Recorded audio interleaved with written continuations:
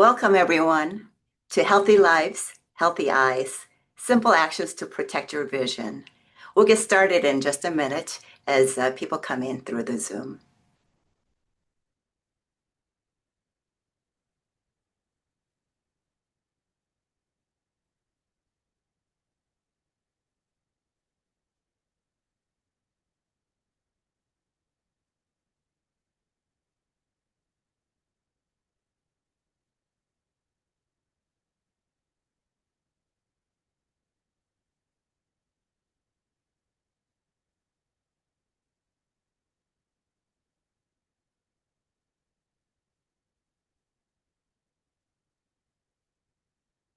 Thank you all for joining us today. May is Healthy Vision Month, which makes this the perfect time to focus on protecting your sight. Let's take a look at what we have in store for you today. During today's session, you will learn how lifestyle habits such as nutrition, physical activity, and chronic disease management affect eye health. Understand why routine eye exams matter even when you don't have symptoms.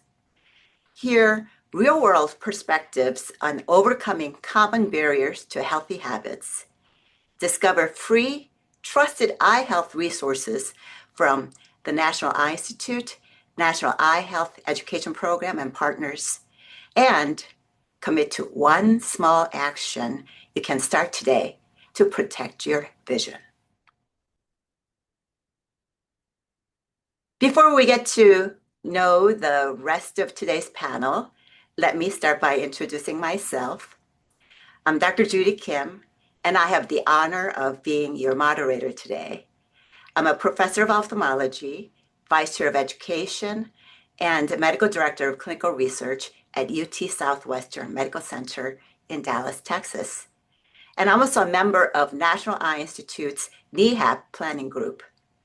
I specialize in vitreoretinal disease and surgery, including diabetic retinopathy, age-related macular degeneration, complex retinal surgeries such as macular holes and epiretinal membranes, ocular imaging, and clinical trials.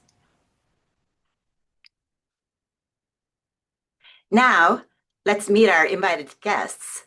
We're thrilled to bring together experts in vision research, clinical care, public health, and patient advocacy to translate science into practical, doable actions for daily life. We have agreed to use first names between us, but the guests will introduce themselves with their full name, organization, the roles they serve, and how their work connects to eye health. Why don't we start with Chantel? Hi, I'm Chantal Cousineau-Krieger. I am an ophthalmologist at the National Eye Institute. I work in the consult service where I see patients from many different clinical protocols where the eye might be affected, for example, with novel chemotherapies. I specialize in graft versus host disease. We see, unfortunately, more than we'd like of that. And I'll be here representing the research side of ophthalmology and vision issues. Thank you, Chantel. Let's go to Sarah next. Hi, everyone. Thanks so much for being here today. I'm really happy to be a part of the webinar.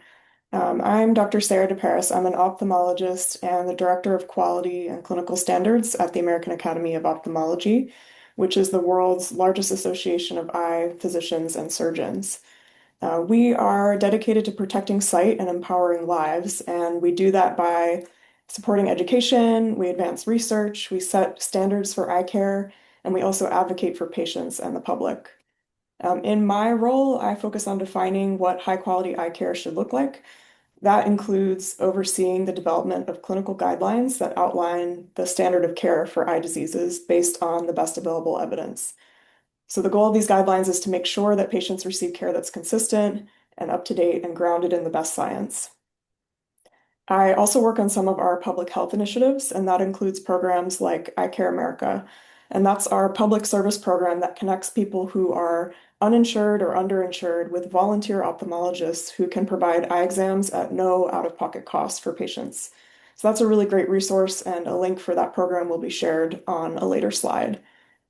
And much of the work that I do actually connects to a pretty central idea and a theme of this webinar as well. Many of the most common eye diseases can develop slowly and without symptoms at first. So things like glaucoma, macular degeneration, and diabetic eye disease. So early detection with regular eye exams is really important. So that's probably the one thing I would like to highlight that's most important for protecting your vision over the long term. So I'm really looking forward to today's discussion. Thanks so much. Thank you, Sarah, for all that you do. Let's go to John. Great. Thank you, Judy. Good afternoon, everyone. Thank you so much for the opportunity to participate in this webinar. I'm really excited for today's discussion. My name is John Omura. I am the lead medical officer at the Centers for Disease Control and Prevention, specifically leading the Vision Health Initiative, or VHI as we call it. And so in this role, I lead CDC's national initiatives to implement public health approaches to promote vision and eye health. And so we do that through a variety of different activities, including around surveillance and epidemiologic research, effectiveness research, as well as public health programs. I'm trained in family medicine and preventive medicine, and I've been at CDC for 12 years now. My career has really focused on chronic disease prevention, including a variety of topics, but I've loved working specifically in vision health for just over 2 years now. So it's really a pleasure to participate in this webinar. Just a brief teaser about the Vision Health Initiative in case you're not familiar with it. So we are CDC's primary program focused on promoting eye health, preventing vision loss and blindness, and improving quality of life for people living with vision impairment. And we are housed, so within CDC, we are housed within the National Center for Chronic Disease Prevention and Health Promotion. And within that, specifically in the Division of Diabetes Translation, that is a long-standing relationship given the close relationship between diabetes, of course, and vision-related complications. But that said, we do cover all vision-related topics for the agency. So yeah, again, it's a pleasure to be here, and I'm looking forward to the discussion. Thank you, John. And last but not least, Donna. Thank you. I'm Donna Fishman, and I'm the Executive Director of the National Center for Children's Vision and Eye Health. And I'll tell you a little bit about both. I've been at Prevent Blindness about 7.5 years with many years of public health experience. I have a master's in public health and maternal and child health. And so I'll tell you a little bit about Prevent Blindness for the folks who don't know it. We are a national organization founded in 1908. We've been around a long time. Our mission is very simple: to prevent blindness and preserve sight. And we do that in a number of ways. We bring the evidence, so the science that you've heard about already, and we bring that out to the public. We do lots of community education, public education, awareness about vision. And then we do public policy, advocacy, and patient engagement. The National Center was founded in 2009 to just have a stronger focus on systems change for children's vision. And when we talk about systems, we want to make sure, as mentioned before, that early detection and treatment for children is so important. And so we focus on children from birth all the way through 18 until they transition to be adults. And again, we do a lot of professional education. But again, that same awareness, family education, we have resources and toolkits for families and folks who work with children, especially school nurses and Head Start programs.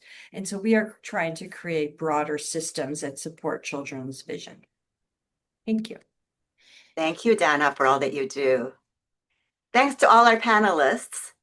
Before we get into our questions for you all, let's review NEI's Healthy Vision Month campaign and some of the resources that are available to you. Healthy Vision Month is a national campaign led by NEI to raise awareness about eye health.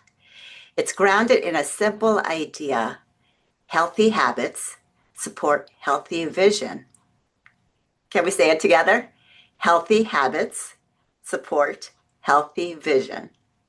The campaign emphasizes prevention. Why? Because many eye conditions are avoidable or manageable with early action. It's also about helping people understand that conditions like diabetes and high blood pressure directly impact vision. The theme of 2026 is Healthy Lives, Healthy Eyes, which connects eye health to overall wellness. It's a powerful shift. We're moving from just awareness to actionable lifestyle behaviors. Many people don't realize how closely vision is tied to chronic conditions such as diabetes and hypertension. This framing helps us to reach broader audiences beyond just the eye care patients. In this slide, we see the core behaviors NEI promotes every year. It says, get a dilated eye exam, eat a healthy, balanced diet, stay physically active, wear sunglasses with UV protection, and manage chronic conditions. They are intentionally simple and accessible. This is not about complex medical guidance. The emphasis is on prevention and early detection. For audiences, hope these actions feel achievable to you, which is key for behavior change. You can frame these as small steps, big impact. One of the biggest strengths of this campaign is the plug and play resources. Partners don't have to create content from scratch. Assets are designed for multiple channels such as social, newsletters, websites, and events. The goal is to make it as easy as possible to amplify the message. These materials are also audience friendly, so they are clear, visual, and actionable. You can scan the QR code in the picture of the eye to access the materials on our website. All right. We are ready to hear our experts. So I'll kick things off with a few research-related questions to Chantal. Let's start with you. Healthy Vision Month encourages people to take simple steps to protect their eyesight. From a research perspective, Chantal, what discoveries in recent years are helping us better prevent or treat vision loss? That's a great question. I think there's been a fundamental shift where we're shifting from just reacting to vision loss to actually preventing it, or at least slowing it down in an early stage. So NEI-supported scientists are developing treatments that target disease really at its root. Examples of this would be gene therapy for inherited eye diseases, medicines that stop abnormal blood vessels from growing in macular degenerations, and new therapies that help damaged eye cells survive and actually heal. Another area where I think we're making exciting progress is in prevention of nearsightedness, or myopia as the medical term, in children. The old philosophy was just to keep giving stronger and stronger glasses every year, but now we can actually slow the progression through multiple means. Things like low dose atropine, there are specialized contacts, and the latest are special glasses, which can help slow the rate of nearsightedness in children. And I love the glasses option. It's incredible to me as both as a parent and as a professional, because any of us can tell you how hard it is to get eye drops in kids or contact lenses. So I think this really opens it up to be more accessible to people.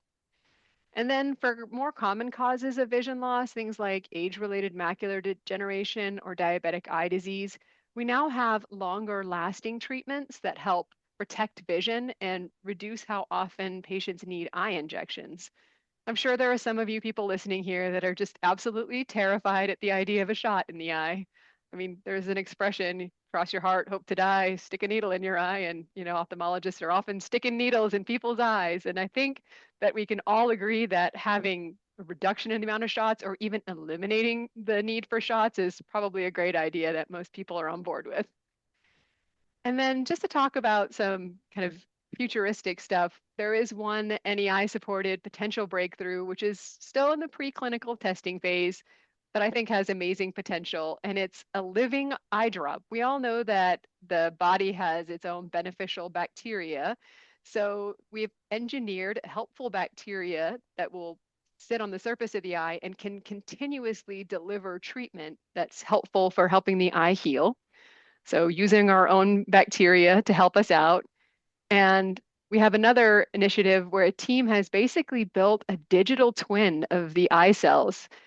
with high resolution scanning combined with artificial intelligence, we have this digital twin, which helps us study diseases like macular degeneration, how they begin, and how to stop them earlier. So I think those really exciting research on the horizon. Wow, those are really exciting. And as a retina specialist, I have done lots of injections, as we're talking about, and we're always looking for more durable agents. It's really exciting time as a retina specialist to be able to treat conditions such as age-related macular degeneration, retinal vein occlusion, artery occlusion, diabetic retinopathy that we didn't have any treatments before. So very exciting. I was wondering, you mentioned a lot of different things, but we also talk about AI diagnostics. AI is everywhere, right? And gene therapy is at once and done, and we never have to have another shot in the eye. Regenerative medicine, growing an eye in a culture dish. Some of my patients ask me about that. What are some of the more near promising in the future? Sure. So I love this question because this is a lot of what we do at the NEI, looking at the cutting edge of vision. So some of, I think, the most exciting advances include gene therapy, so correcting the faulty genes so that the disease doesn't get a chance to develop, or regenerative medicine that aims to repair or replace damaged eye cells. So the NEI funded research actually helped pave the way for the first FDA approved gene therapy for an inherited retinal disease, which is restoring functional vision to young people who were once expected to go blind. And the success of that initiative is now opening the door to similar treatments for many other inherited eye diseases. Another really exciting emergent field of research is oculomics, which is combining this advanced ocular imaging with artificial intelligence to kind of look for biomarkers in the retina that are predictive for developing neurodegenerative diseases, things like Alzheimer's or Parkinson's disease, as well as more common things like cardiovascular disease and diabetes. So the NEI supported research is really aimed at moving these technologies from the lab into real world eye care. Yes. Without research, we cannot take care of our patients. So we appreciate all the things our scientists are doing. And for students or young professionals watching today, what exciting opportunities exist in vision research, such as at NEI, to help solve major eye health challenges? So I think vision research really offers opportunities for people with diverse interests. It combines science, medicine, engineering, data science, public health. The NEI actually does offer internships, fellowships, and training programs from students all the way from high school through postdoctoral levels, which gives hands-on experience to working on real solutions to prevent blindness and improve people's quality of life. We support programs with students that help everything from retinal genetics to AI-powered imaging, and these people also present their work at national conferences to get the word out about what's going on. One of the things I absolutely love about working in vision research is you can actually see the direct impact of your work, and sometimes really quickly, whether it's improving the imaging, developing new treatments, or using AI, as you mentioned, to detect diseases at an earlier stage. There are really a lot of ways to make a real difference in people's lives. Thank you. Yeah, I myself had worked at NIH during my college and medical school years, and those were the best time of my life. So I really appreciate you. Okay, thank you, Chantal. Let's move on to Sarah. Healthy Vision Month is about turning knowledge into action. We've heard from our research expert about what's coming next. Now let's hear from Sarah about how eye doctors use today's tools and science to help patients protect their sight every day. Sarah, Healthy Vision Month emphasizes getting regular, comprehensive, dilated eye exams. Why are these exams so important, even for people who think their vision is just fine? Yeah, so I completely agree that regular comprehensive eye exams are very important, even if you feel your vision is fine. And that's because many of the most serious eye diseases can develop silently without any early symptoms. So that means you might not notice any change at all in your vision, and these things can be happening in the background. So the American Academy of Ophthalmology's guidelines give clear recommendations for the frequency of eye exams based on age. And that's because many eye diseases become more common as we get older, and therefore the recommended frequency of eye exams also increases with age. That means when we say regular eye exams, it's not necessarily every year for every person. It means the right frequency for you based on your age and risk factors. So I'll break that down a little bit more. For healthy adults, we recommend eye exams every 5 to 10 years if you're under the age of 40, then every 2 to 4 years between the ages of 40 and 54, every 1 to 3 years from 55 to 64, and every 1 to 2 years after the age of 65. So again, increasing frequency with increasing age. However, people with underlying medical conditions may require more frequent eye exams. A great example of that is diabetes. People with diabetes can develop an eye disease called diabetic retinopathy that can progress silently.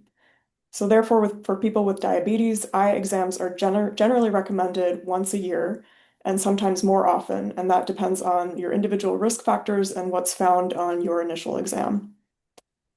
So the key takeaway is that these exams aren't just about checking your vision. They're really about detecting diseases like diabetic retinopathy early, often before you notice any symptoms. When we catch these conditions early, we have a much better chance of preserving your vision in the long term. And as I mentioned earlier, programs like Eye Care America can help connect eligible patients with care. So if access to care or cost is a concern for you, there are resources available to help you get these really important exams. Yes. Uh, what is an Amsler grid? An Amsler grid is something that people can use to check their vision at home. Specifically, it's usually prescribed for folks who are at risk for a condition called macular degeneration. And so it's something that you can look at home, notice if there are any changes in the grid, and that's a way that you can detect subtle changes in your vision.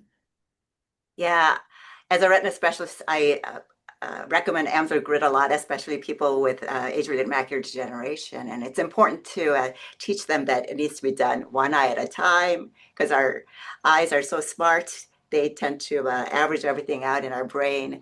And I think, Sarah, one of the hardest thing about uh, recommending annual eye exam for our patients is that there's no pain involved with many of our eye diseases, such as diabetic retinopathy until it's too late, glaucoma until it's too late.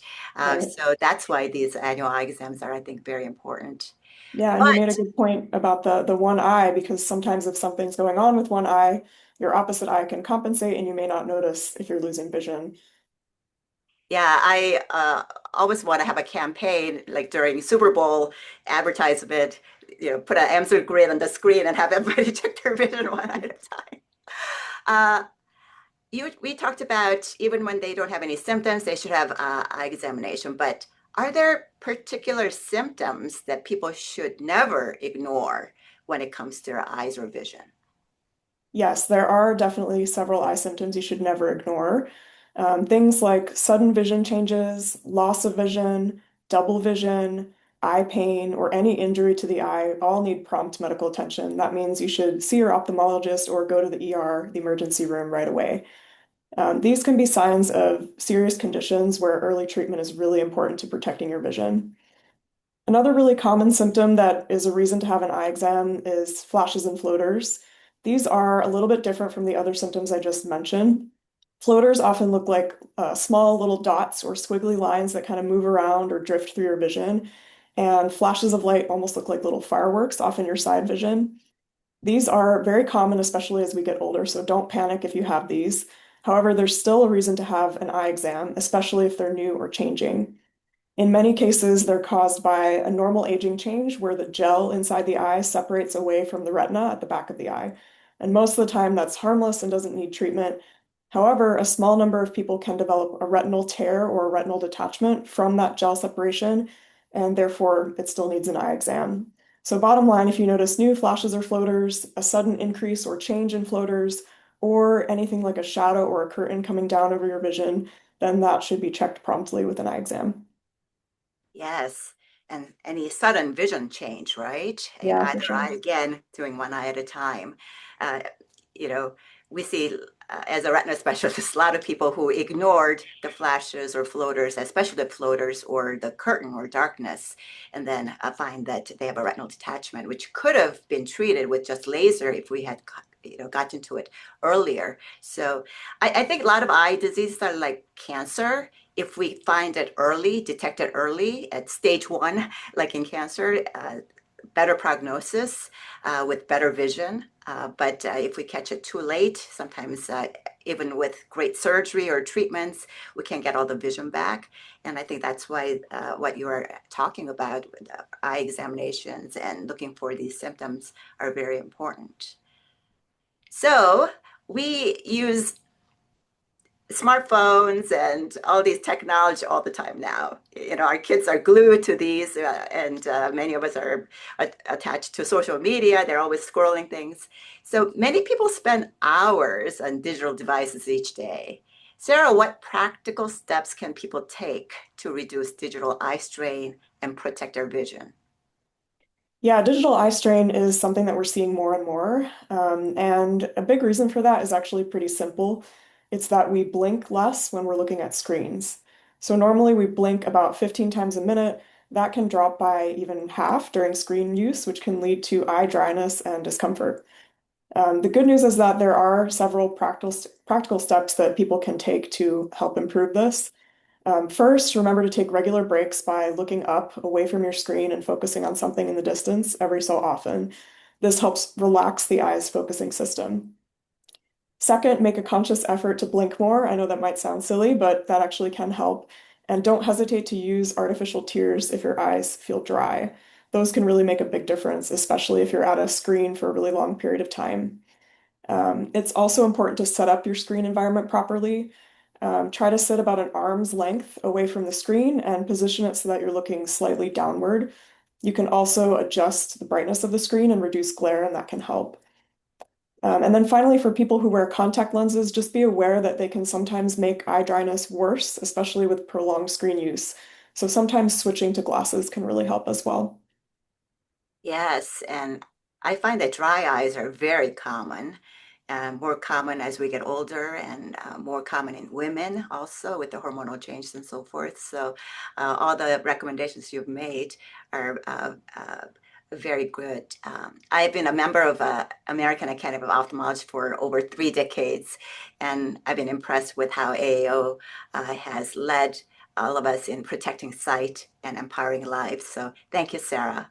Let Thank us you. all remember what our clinical expert has told us. Let's move on to John. We've just heard how eye care professionals work one-on-one with patients using today's clinical guidance and preventative tools to help people protect their vision at every stage of life, from birth to aging. But individual care is only part of the picture. To truly improve eye health nationwide and maybe worldwide, we also need to understand the broader trends, risks, and disparities that affect communities across our country and the world. To help us look at vision health through that wider lens, I'm pleased to turn now to our public health expert from CDC's Vision Health Initiative, John. First of all, from a public health perspective, how significant is vision loss in the United States, and why should it be considered a major public health issue? Yeah, thank you so much, Judy, for that question. I think it's really an important one. And the way I conceptualize the importance of vision health as a public health issue is that it essentially meets three main factors in my mind. One is that vision loss is common. Another is that it is preventable. And another is that there are effective interventions that we have to prevent that outcome. And so I'll just walk through each of those kind of factors or categories, if you will, in a bit more detail. So again, the first was that vision loss is common. And I would add on to that, it's not only common, but it's costly. So we know, for example, that vision loss affects millions of Americans, and our projections are that it is growing rapidly. From within CDC, we have estimates from 2017 that suggested that Approximately just over 7 million Americans were living with vision loss or blindness, which included over 1 million people who are blind. And often I think people think of vision loss as really an age-related issue, which it can be, but our estimates also show, for example, that more than 1.6 million Americans under the age of 40 were affected. So it really is an issue that spans the life course. Vision loss also we know is significantly associated with other impacts on health outcomes and quality of life around independence and overall health. We know that people with vision loss are more likely to experience a range of chronic conditions like diabetes and stroke and dementia and cognitive decline. They're more likely to experience depression and social isolation and even premature death. So really the public health burden is quite significant. And not only is it significant, but it's expected to substantially increase, especially as the US population ages. And then we also know that vision loss impacts different populations differently. So, for example, it's more common among populations who are Black or Hispanic, as well as, again, among older adults and people who live in underserved communities. And so those kinds of factors looking at how vision loss is affecting the population as a whole can help us understand how to prioritize resource allocation or how to tailor interventions for various populations, particularly populations where the return on investment, for example, will be highest or we'll get the biggest bang for our buck. And then also I mentioned not only is it common, but it's costly. Vision loss carries a major economic impact for society, all the way from individuals to families to the healthcare system to employers to society at large. We estimate that the economic burden from vision loss and blindness in the US is approximately $134 billion. So it's substantial. So that's sort of the first category. The second factor is that it's preventable. And we've talked, others have already talked about this, but we know that prevention or treatment of various risk factors can really help delay or prevent vision loss. So that can look like either preventing diabetes, for example, or at least certainly through appropriate management and management of diabetes for preventing diabetic retinopathy or other diabetic eye diseases, and then ultimately preventing the vision loss related to that. And then we know that there are interventions that we can implement to help prevent or certainly delay progression of vision loss. Others, again, have spoken to some of this around early detection through regular eye exams, comprehensive eye exams, ensuring early treatment and management of critical eye conditions. And a lot of this touches on the purpose of today's webinar, the take-home messages around Healthy Vision Month, and that there are things that people can do to really protect their eye health. Thank you, John. Yes, I've been interested in social determinants of health as you were talking about, and I have a talk that's entitled Retina has a zip code. Uh, Turns out, where you live determines how healthy your eyesight are and how healthy your overall body is, and we need to work on that. And as a retina specialist, I'm seeing patients with diabetic macular edema all the time, and as you know, it's the number one cause of vision loss in working aged group. So it's affecting people who need to work and take care of their families. So the statistics you have just presented are staggering and eye-opening, so to speak. You also gave us a little bit of a teaser about CDC's Vision Health Initiative. Tell us more about that and what resources are available about the work CDC is doing in vision health, especially for someone who wants to learn more about the prevalence of vision loss, eye disorders, eye care services, etc. Absolutely, Judy. I'm happy to. I'm always happy to talk about the Vision Health Initiative. So we are really the CDC's primary program that is focused on vision and eye health. And so we work on promoting eye health, preventing vision loss, and improving quality of life for people who are living with vision impairment. And like I said in my introductory remarks, we really try to take a public health approach to this topic area by combining what we consider our sort of like core functions of public health. So that includes surveillance and epidemiologic research, sort of promotion, awareness, and education. A lot of our work is done through partnerships like with NEI and AAO and Prevent Blindness and others that we really lean on those partnerships to ensure impact. And then also around program implementation and evaluation. And so our mission at the Vision Health Initiative is to promote vision health and quality of life for all populations through all stages, all life stages. And we certainly focus on prevention, but as well as, quality of life for people already living with vision loss. And so I'll give you a bit of a deeper dive into some of the main areas of our work. The first really is around data. For us in public health and at CDC, data is the cornerstone of our work. It is foundational to everything we do, and it drives our forward-thinking public health activities and actions.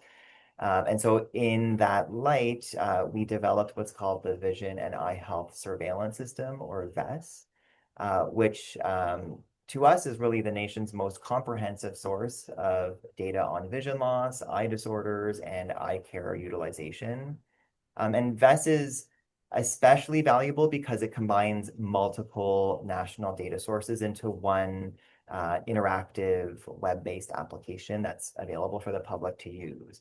And so users can explore data at the national level, at the state level, and even, as you were saying, more granular data at even the county level.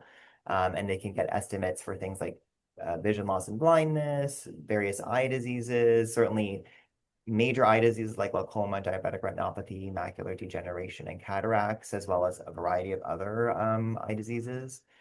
We have data around eye care services and utilization, and then you can even explore some of these data by differences among various subpopulations, like by age group or sex or race ethnicity. So it's really a wonderful resource for researchers, public health professionals, decision makers, community organizations, or the public in general. It provides maps and charts and trend lines and downloadable data sets. So I really encourage folks to check it out. So that's kind of a major area of our work. Also related to data, that was really around data visualization or providing data. We are also involved in data collection. One of the things we do is look at sort of the landscape of data that's available and the quality of those data. And then we identify gaps in national data for vision. And then based on those gaps, we try to seek opportunities to fill them. And so one thing that we're really excited about is we are working with, it's called the National Health and Nutrition Examination Survey, or NHANES, if folks are familiar with that. NHANES is a CDC-led national survey that assesses, like the name says, it assesses the health and nutritional status of participants, and it's a representative sample. So we can get estimates for, the US population from it. And what's unique and exciting about NHANES is that not only do they ask for self-reported data, like through a questionnaire or a survey, but they also conduct physical examinations and laboratory testing to collect more objective data. The last time that NHANES collected vision-related data was in 2008, so it's quite outdated. But we are really excited because NHANES is currently collecting vision and ophthalmologic data for us right now. And some very novel and exciting data. So they're getting self-reported vision data, as well as visual acuity testing, as well as fundus photography, and OCT, or optical coherence tomography. So some really exciting data that are on the horizon for us, and they're a wonderful group to partner with. And then just very briefly about our programmatic side, we also work on improving eye health especially among high-risk populations. And so one example of that is our glaucoma detection program. And that is really a research funding opportunity which focuses on improving early detection, follow-up care, and management of glaucoma among high-risk populations. And so we have 4 study sites that we fund across the country. So that's a high-level overview of our work. But I would certainly encourage folks to check out our website if they want to learn more. We have lots of different resources on our website, and I think the link will be available maybe in the chat and also in the slide deck. Yes, we have several links available in the chat. from AAO as well as CDC. So please look into that. You talked about NHANES that needed updating, but how can our audience, if they wanted to be helping out, so to speak, be part of these, what can they do? Yeah, that's great. We really appreciate that. Certainly, if you get a call from Ed Haynes, please participate. Yeah, we're always, eager to get better quality data, and so the better participation we have in that, certainly the better. But I would say in general, use our resources, share them. That is always helpful for us. And we love to hear from folks about how they're using our resources, because that helps us tell the story of the impact that we're having, certainly. And then also, if there's additional resources that are needed, particularly from a public health, perspective, we can, that is informative to us in terms of how we kind of move forward and how we prioritize our work as well. So yeah, any kind of ongoing engagement I would welcome. Wonderful. And what about researchers who are in the audience? How can they access the VES data? Is it free? If you just go to the website, is it downloadable? Anything they want? How would they navigate this data? Yes, that's right. So we do have a VES landing page. And then through that landing page, you can access the web application itself. There is also a data portal where all the data sets themselves are downloadable. It is all free and publicly available. And then we have a variety of different web pages as well that describe the data sources. We have the analytic plans for how the data were analyzed, et cetera. So, and case definitions, so a whole plethora. You could spend a lot of time going through the details, but it's all on our websites. Wonderful. Thank you. All right. Thank you, John, for helping us to understand the scope of vision loss in the United States and the public health strategies that support prevention and early detection and research. Data and systems level approaches are critical, but they ultimately reflect real people, real families, and real experiences. So, to bring that human perspective into the conversation, we have Donna from Prevent Blindness, who works with individuals navigating eye disease and vision loss every day. And I'd like to pose the next set of questions to her. Donna, I know you're passionate about children's eye health. So, for parents and caregivers, what are the most important things they should know about children's vision and eye health, especially signs that may indicate a vision problem, and when and how to seek care? Thank you. As you said, it's my favorite topic to talk about, so thank you for asking. I first want to just mention the role of vision for children. Vision it really sits at that intersection of childhood development and education and social emotional development and health, as we've been talking about. And so it is so important. It impacts how children reach their developmental milestones, impacts how children learn to read and write, how they interact with the world, their ability to participate in activities, read music, play sports. And so there are lots of signs and symptoms I'll talk about that can indicate a vision problem. And so it's really important as families, as guardians, parents, caregivers. So it's not just parents, it's teachers, everyone who interacts with children, early childhood educators, to be on the lookout for some of those signs. And as we say, that observation and good listening is so important, because as everyone else has been mentioning, that early detection and treatment is so important. I think as eye care professionals know, if there's any of you out there that treating amblyopia, which is vision loss, it could happen to one or both eyes, it's much easier to treat before the age of 7. And so there's some common vision conditions, some more uncommon vision, conditions that can cause amblyopia. And we really want to get that early detection and treatment, which is why this observation and then acting is so important. So I just want to say that being a good consumer is so important to educate for families, parents, educate yourselves, as we just talked about for adults, and then to be looking out for what can be going on with your children. And then to take action and make sure that you're getting eye exams. There's vision screening. We haven't really talked about vision screening. I'll talk about that for a moment. Vision screening is a public health approach to identify children or adults, of course, at risk of a condition. And so there's mass screenings, and so when a child gets a screening, pay attention to that result and take action on it. So I just want to make sure we talk about that. When we talk about some of the signs of possible vision disorders, we like to think of it as the ABCs: the appearance, the behaviors, and then the complaints.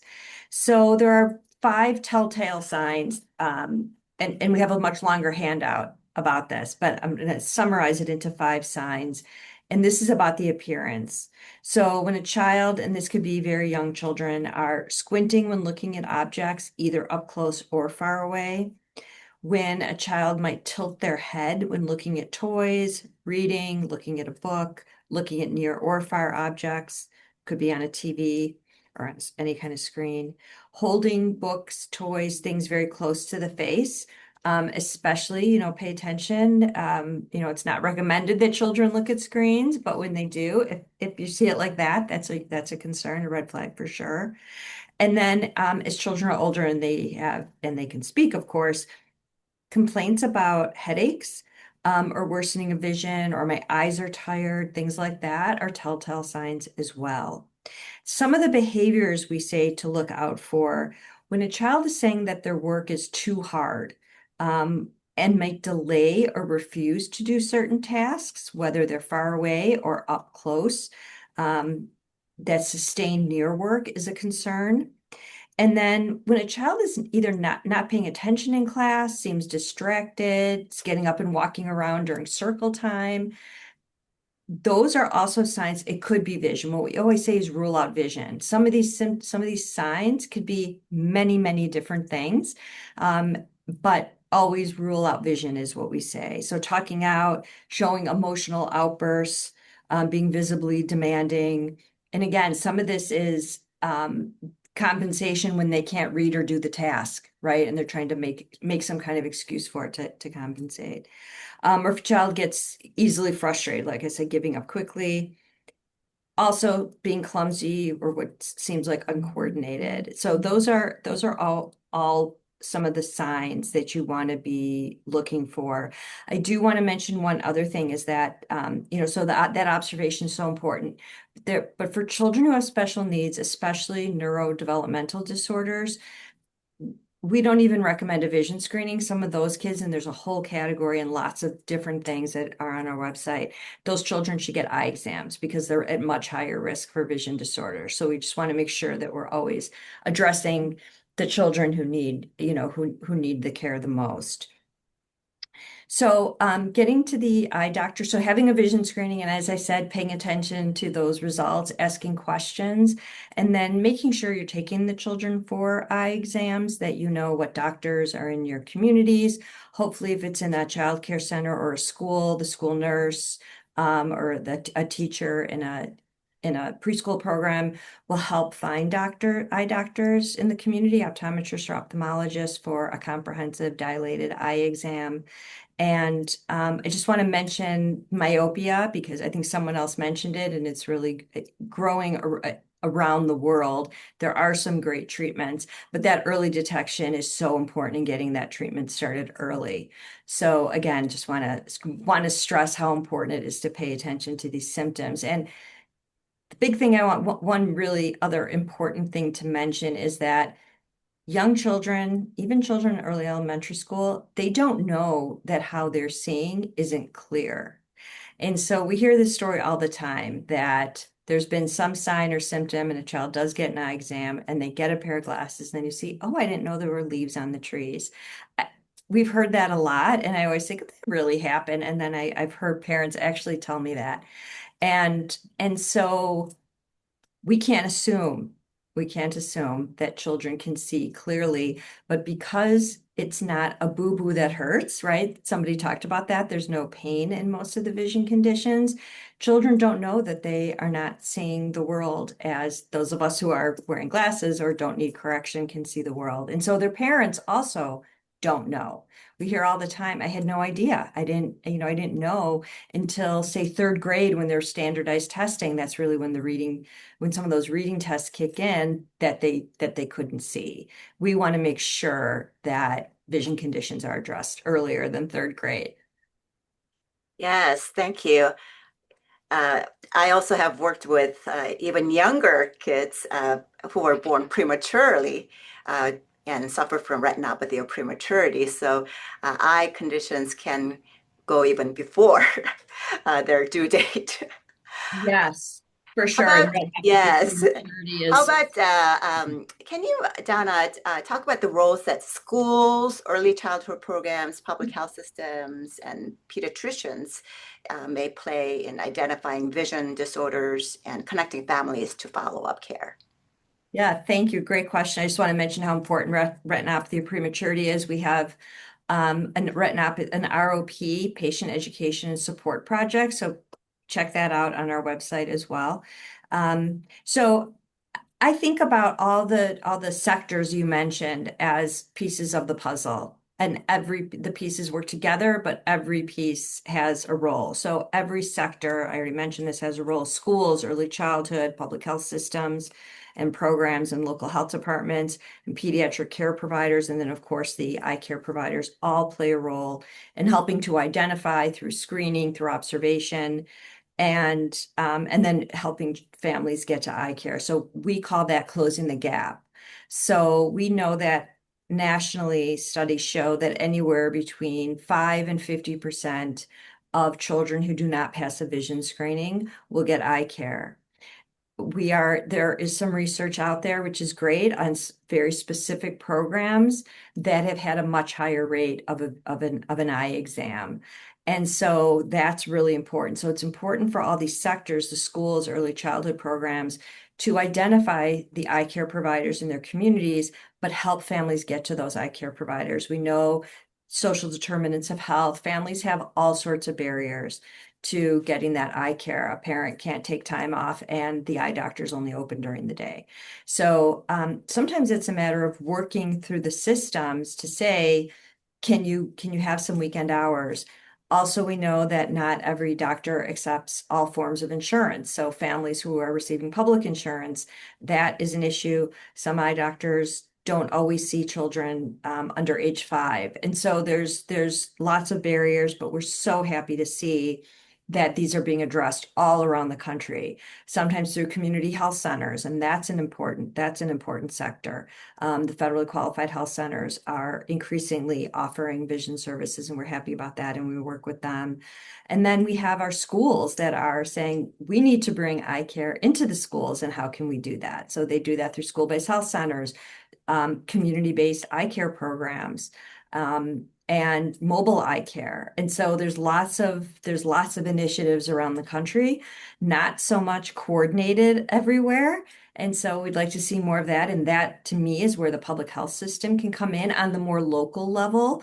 John talked about some of the great work happening on the federal level, but on the community level, public health can play a really important role in coordinating to make sure that that vision screening happens, families get the support they need, and then children get the eye care and treatment that they need. One thing I also want to mention is how important it is once children get treatment, whether it's patching for amblyopia or they get eyeglasses, that they actually wear the eyeglasses. And so we have a bunch of handouts, some great handouts on making sure that the child has that the glasses fit properly, that the teachers, all these sectors, the preschool teachers and school nurses and teachers and coaches are all making sure that children wear their glasses. And so I think that is another really important piece. Pediatric primary care providers are a critical piece here also. We know that, once COVID hit, families were not getting their well child checks. I don't know that the that we're back at the level we were pre-COVID, but having those well child checks are so important. The American Academy of Pediatrics has their schedule for all sorts of things that happen in the well child check, one being a vision screening. And so we encourage all primary care providers to make sure those kiddos are coming in for their well child checks and making sure that the full battery of screenings are happening. And then that the pediatrician's office also can, or primary care, help those families get to eye care. And again, have that list of who are the local eye care providers and help families close that gap, as we like to say. So these sectors really all have to work together. Everyone should know the family history. When there's a family history of myopia, that puts a child at increased risk.